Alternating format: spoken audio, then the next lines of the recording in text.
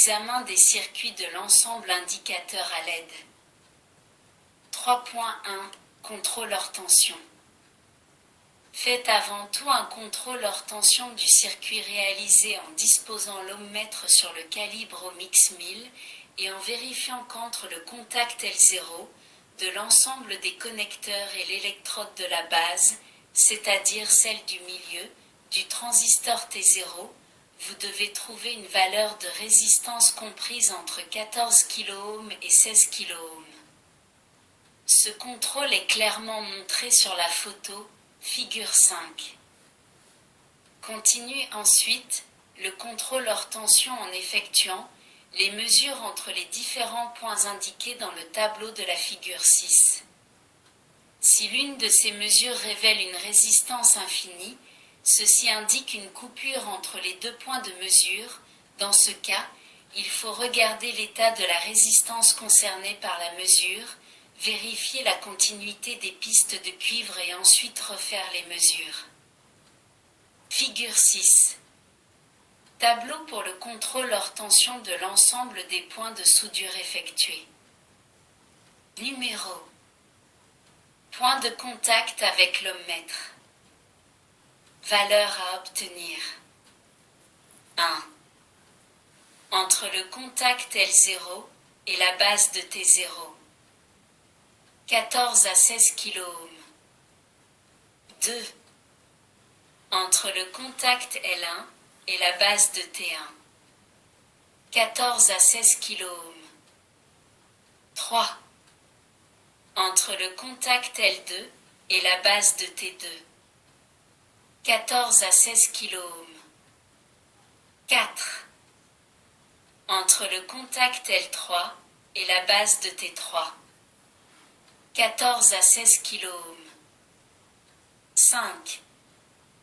Entre le contact L4 et la base de T4. 14 à 16 kΩ. 6. Entre le contact L5 et la base de T5. 14 à 16 kΩ. 7. Entre le contact L6 et la base de T6. 14 à 16 kΩ. 8. Entre le contact L7 et la base de T7. 14 à 16 kΩ. 9. Entre le contact moins et l'émetteur T0. 0 ohm. 10. Entre le contact moins et l'émetteur T1. 0 ohm. 11. Entre le contact moins et l'émetteur T2. 0 ohm. 12. Entre le contact moins et l'émetteur T3. 0 ohm. 13. Entre le contact moins et l'émetteur T4. 0 ohm. 14. Entre le contact moins et l'émetteur T5. 0 ohm. 15. Entre le contact moins et l'émetteur T6. 0 ohm. 16. Entre le contact moins et l'émetteur T7. 0 ohm. 3, 2. Contrôle sous tension et essai.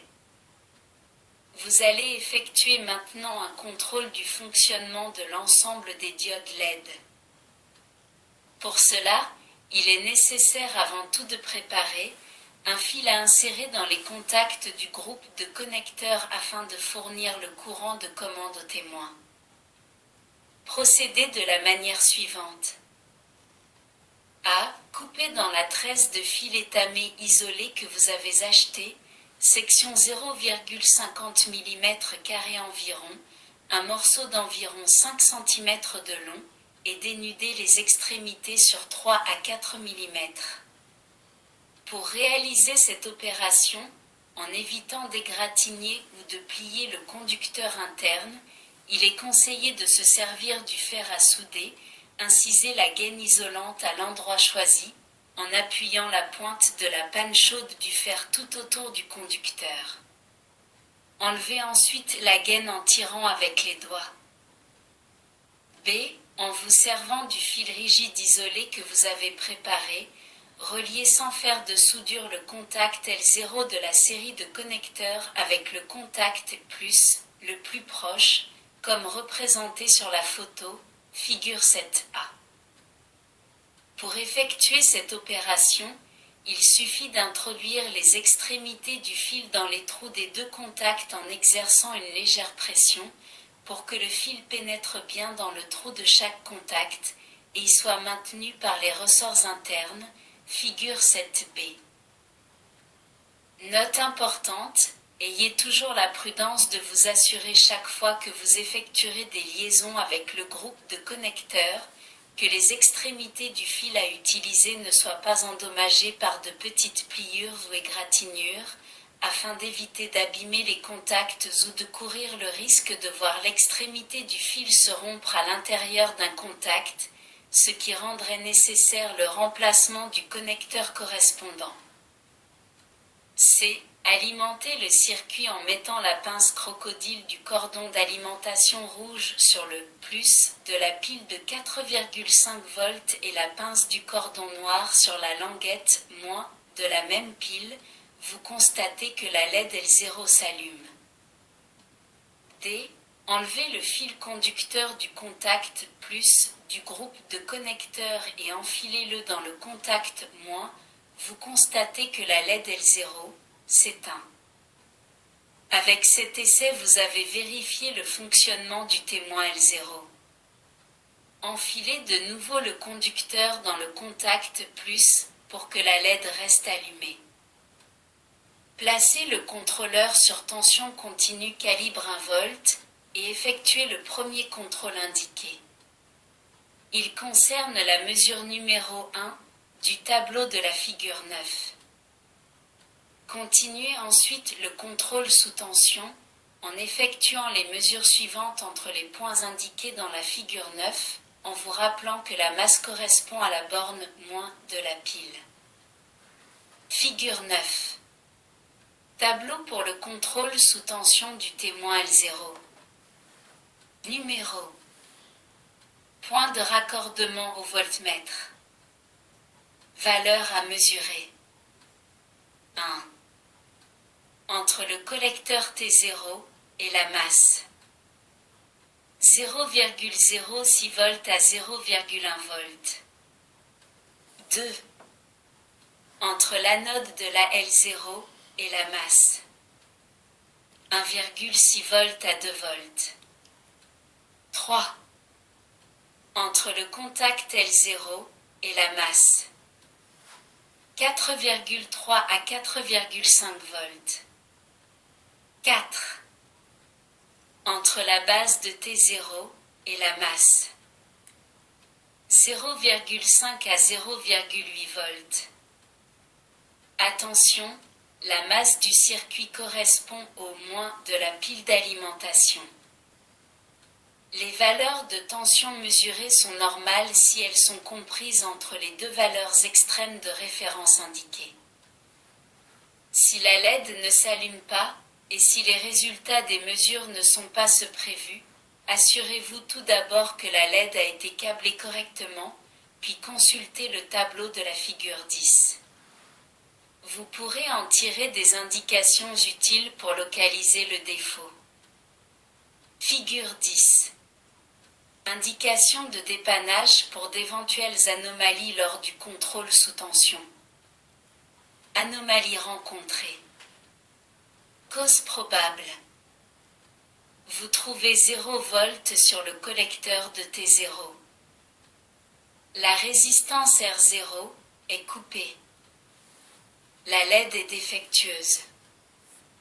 Vous trouvez plus 3 volts sur le collecteur de T0.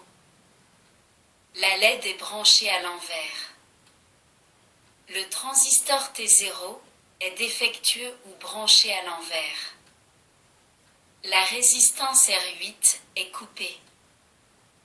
Vous trouvez plus 0,08 volts sur l'anode de la diode L0. La LED L0 est en court-circuit. Vous trouvez plus 4,5 volts sur la base de T0. Le transistor T0 est défectueux ou mal câblé. Vous trouvez 0 volts sur la base de T0. La résistance R8 est coupée. Le transistor T0 est défectueux. Vous trouvez 0 volts sur le contact L0. Il manque la liaison entre les contacts L0 et plus. Ces contrôles s'étant avérés satisfaisants, vous pouvez passer à la mesure du courant de commande du transistor T0. Enlevez la liaison entre le contact plus et le contact L0, placez le contrôleur sur courant continu calibre 1 mA. Touchez avec la pointe de touche noire le contact L0 et avec la pointe rouge le contact plus, comme illustré sur la figure 11. La LED s'allume de nouveau et l'aiguille indique un courant compris entre 0,2 et 0,3 mA, c'est-à-dire 200 et 300 microampères. F. La vérification du témoin L0 terminée. Replacez une extrémité du conducteur rigide isolé dans le contact plus et avec l'autre extrémité touchez successivement les contacts L1, L2, L3, L4, L5, L6 et L7. Les LED correspondantes s'allument dans l'ordre, l'une après l'autre. Si l'une des LED ne s'allumait pas, effectuez un contrôle des tensions aux différents points du circuit à transistor correspondant et localisez le défaut en procédant suivant les indications fournies précédemment au sujet de l'indicateur L0. Ayant terminé l'essai de tous les indicateurs, débranchez l'alimentation en enlevant les pinces crocodile rouge et noires de la pile.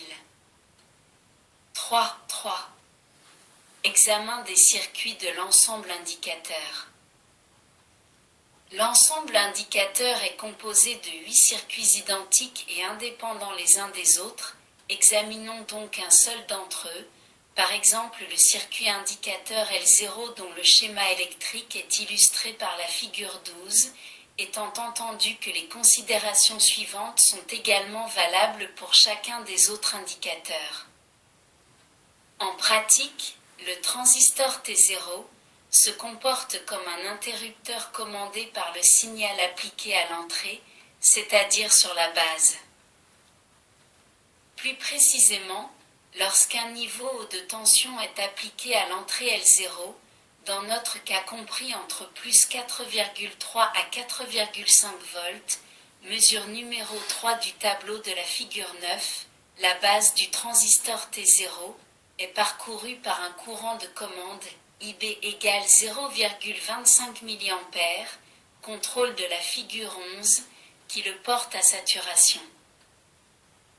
La tension du collecteur VC diminue alors jusqu'à atteindre environ un dixième de volt, par exemple à plus 0,08 volts, valeur comprise entre plus 0,06 et 0,1 volts, mesure numéro 1 du tableau de la figure 9, et la LED s'allume, comme vous l'avez constaté expérimentalement. Dans ces conditions, le courant qui circule dans la LED est limité par la résistance R0. En supposant que la tension mesurée sur l'anode de la LED soit de plus 1,8 volts, valeur comprise entre 1,6 volts et 2 volts, mesure numéro 2 du tableau de la figure 9, il y aura à ces bornes une tension de 1,8 volts moins 0,08 volts égale 1,72 volts qui est une valeur typique pour la majorité des diodes LED.